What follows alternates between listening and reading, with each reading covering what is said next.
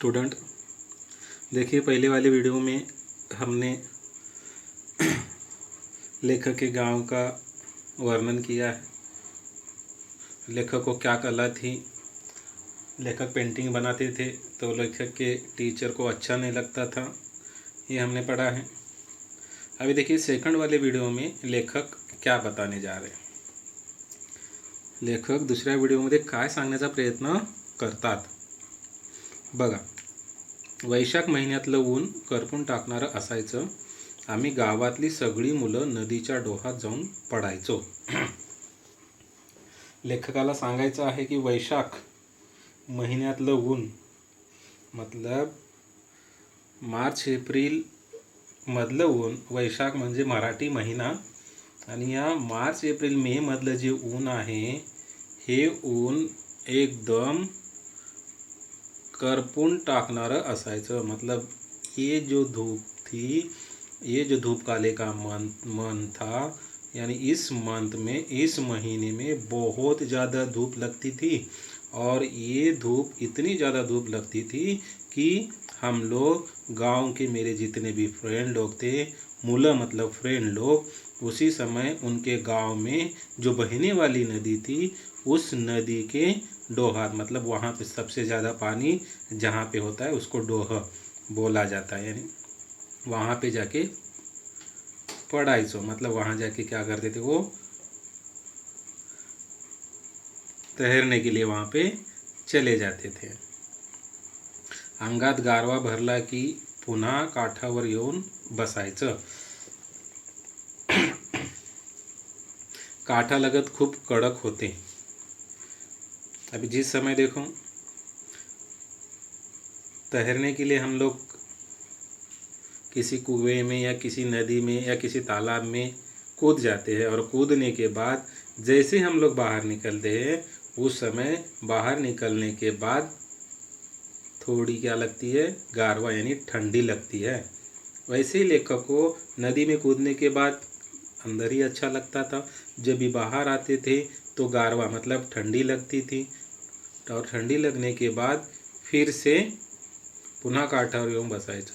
फिर से वहाँ पे नदी का जो तट है उस तट के ऊपर क्या करते थे, वो बैठते थे. काट मतलब उस रिवर का, उस नदी का किनारा. वहाँ आके लेकर क्या करते थे, बैठते थे. और उसी नदी के किनारे के ही बाजू में काटा लगत, मतलब नदी के किनारे के ही बाजू में वहाँ चिपक के ही खूब खड़क होते. मतलब वहाँ पे बहुत बड़ा खड़क था. और उस खड़क में अगर देखा जाएगा, आगे देखिए क्या बोला है, पाण्याच्या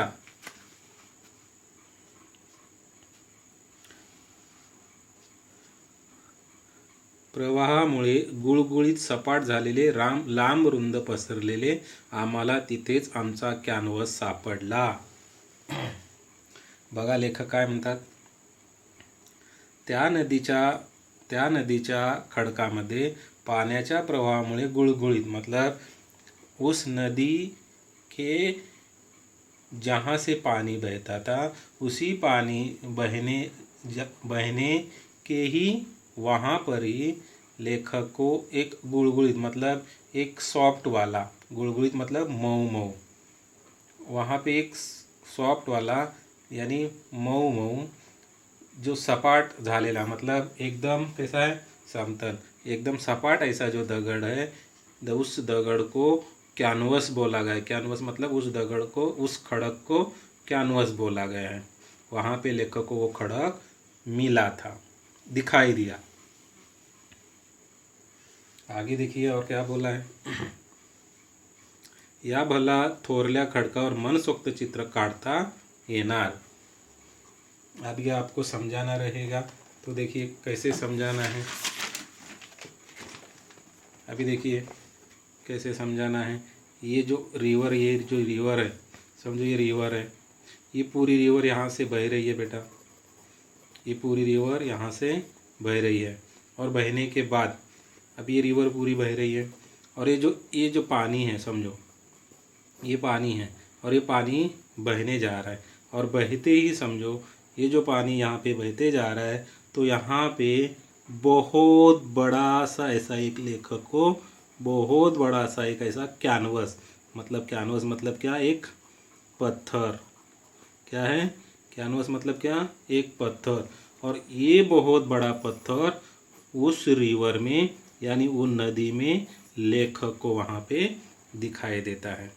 ये जो पानी है, बहते बहते बहते यहाँ से पानी कम हो गया, और कम होने के बाद ये जो बड़ा सा कैनवस यानी बहुत बड़ा सा पत्थर, बहुत बड़ा खड़क वहाँ पे लेखक को दिखाई दिया। और यही जो कैनवस है, इसको कैनवस बोला गया है, और लेखक को यही कैनवस पे ऐसा लगा कि ये जो बहुत बड़ा कागज़ का टुकड़ा है, और इसी कागज़ के टुकड़े के ऊपर हम लोग क्या कर सकते हैं, कुछ भी पेंटिंग बना सकते हैं। यहाँ पे कलरफुल पेंटिंग हम लोग निकाल सकते हैं, ऐसा लेखक को लगा। आगे देखिए क्या बोला गया है। पण कशानं काढणार, तोही मार्ग सापडला।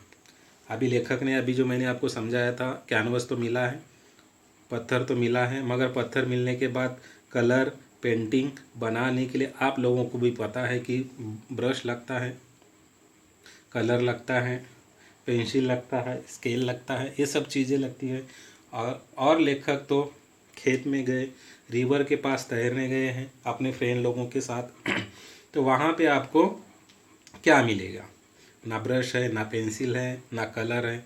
तो लेखक अभी कैसे क्या करेंगे, मगर लेखक को वहाँ पर ये सब चीज़ें मिली। लेखकांना त्या ठिकाणी ही पूर्ण ज्या वस्तू आहेत त्या वस्तू लेखकांना सापडल्या। मग कशाच्या रूपात सापडल्या, चीज़ें मिली तो किस तरीके से मिली, कहाँ से मिली।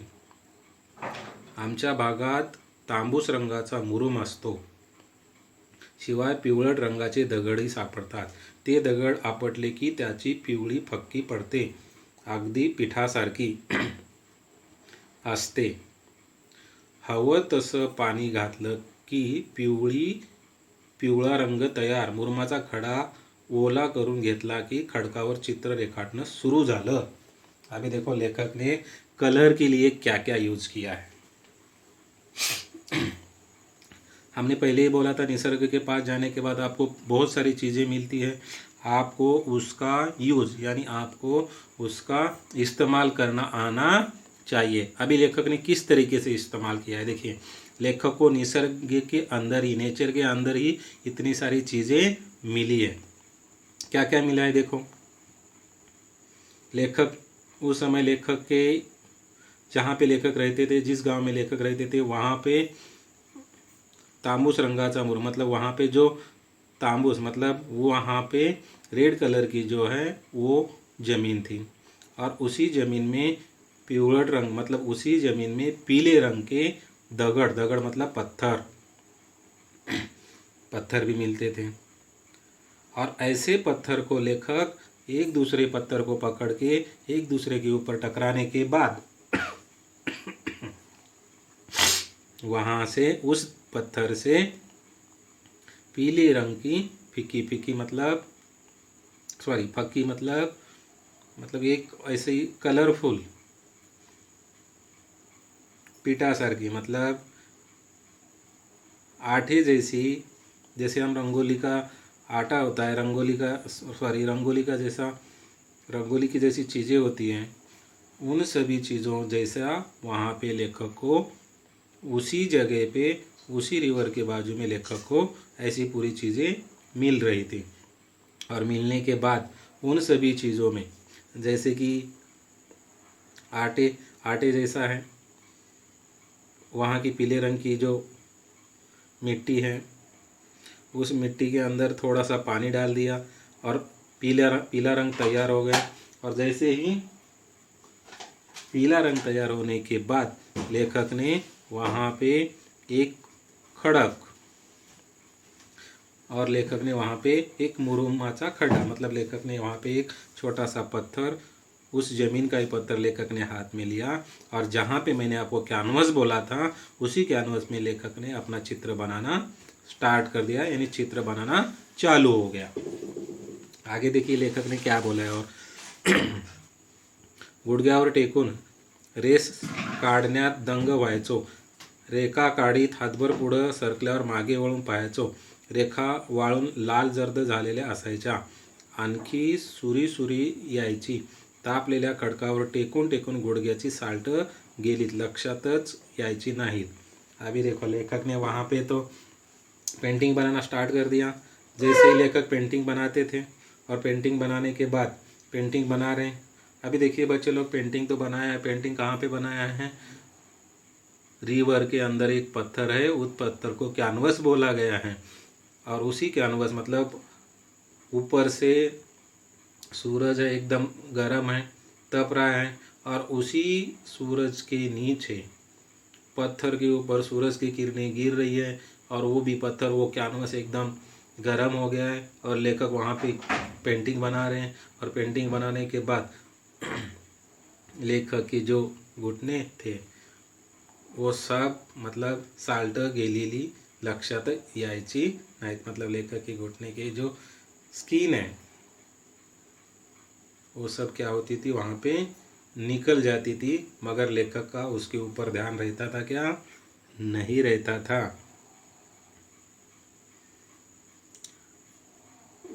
मग उभ्या खडकावर चित्र काढणं सुरू झालं। काही दिवसांनी वाटायला लागलं की त्यात रंग भरावेत, ते कुठून आणणार। त्या दिवसात काटेसार फुलते लाल भडक होते, त्याच्या फुलातले पराग पाण्यात चुरगाळले की जांभळा रंग मिळतो। शेंद्री नावाच्या वनस्पतीच्या बोंडातल्या बिया भगवा रंग देतात। अभी चित्र तो पूरा बन गया, और चित्र पूरा बनने के बाद मगर उस चित्र को हम लोगों को पेंटिंग करना है, ऐसा लेखक को लगता था। मगर पेंटिंग करना है तो कलर कहाँ से लाएंगे, और उसी निसर्ग में लेखक को वो पूरे कलर मिलते थे। कैसे क्या, कहाँ कहाँ से मिलते थे, देखो काटेसार नामक का एक फूल है, उस समय वो लाल भड़क मतलब बहुत लाल भड़क हो जाता था। वहाँ के उसके अंदर के जो पराग कण है उसे लेखक चुरगाड़े, मतलब उसको क्या करना है, दोनों हाथों में पकड़ के उसको घिसना है, और घिसने के बाद उसका जांभला का रंग मिल तो उसी से उसका कलर हो जाता था। आगे देखिए और क्या बोला गया है। शेंद्री नावाच्या वनस्पतीच्या बोंडातल्या बिया, मतलब शेंद्री नामक एक छोटा सा पौधा है, एक वनस्पति है, उस और उसी के जो बीज है उस बीज को भगवा मतलब येलो कलर वहाँ पे मिलता था, पाण्याचा हिरवा केला, और उसी समय उस वनस्पति की जो चीज़ें यानी पत्ते हैं उसका भी कलर कैसा हरा कर दिया गया, और चुन्याचा पांढरा, कुक्काचा लाल, दगडाचा पिवळा होताच। और उसी समय वहाँ पे चूना तो था, चुनकड़ी थी, उसका पांढरे यानी वाइट कलर किया जाता था, कुंकुवाचा लाल मतलब उसी समय जो कुमकुम होता है उसका भी लाल कलर वहाँ पे मिला, और दगड़ाचा पिवड़ा मतलब उस समय जो पत्थर था उसका तो पीला कलर पहले से ही लेखक ने बनाया था। और ये सब चीज़ें लेखक ने वहाँ पे कलर बनाने के लिए, कलर मारने के लिए रेडी की थी। और पूरे कलर मारने के बाद, कलर बनने के बाद, मगर उस कलर को तो मिला तो है, मगर उसको उस पेंटिंग के अंदर किस तरीके से भरेंगे। लेखक के पास ब्रश है क्या, नहीं है। अभी देखो क्या होता है। बांबूची कोवळी जाडी घेऊन पुढचं टोक ठेसलं की त्यात ब्रश व्हायचा। जो बांबू होती है उस बांबू का एक काड़ी घ्यायची, मतलब बांबू का एक काड़ी लेने का, और उस काड़ी का आगे का जो भाग होता है उसको क्या करेगा, पत्थर से कुचलने का, और कुचलने के बाद वो आगे का पूरा क्या हो जाता था, ब्रश हो जाता था। और वही ब्रश जो कलर बनाया था उस कलर में डुबा के उस पेंटिंग के ऊपर क्या करने का, मार देने का। ये सब काम वहाँ पे क्या करते थे, लेखक करते थे। थोड्या दिवसांनी पाऊस यायचा, नदी व्हायला लागायची, आमचे चित्र नदीच्या पोटात गडप व्हायची। मतलब क्या होता था,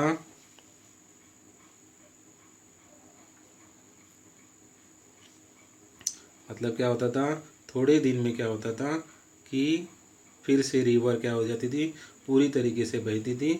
और पूरी तरीके से बहने के बाद, बारिश के टाइम में बहने के बाद, लेखक ने इतनी मेहनत से जो चित्र बनाया था उस कैनवस के ऊपर, और वो पानी से वो कैनवस का ऊपर का जो चित्र था, जो पेंटिंग थी, वो पूरी क्या हो जाती थी, नदी पूरी तरीके से भर के बहती थी। और लेखक का जो पेंटिंग था उस रिवर के पेट के अंदर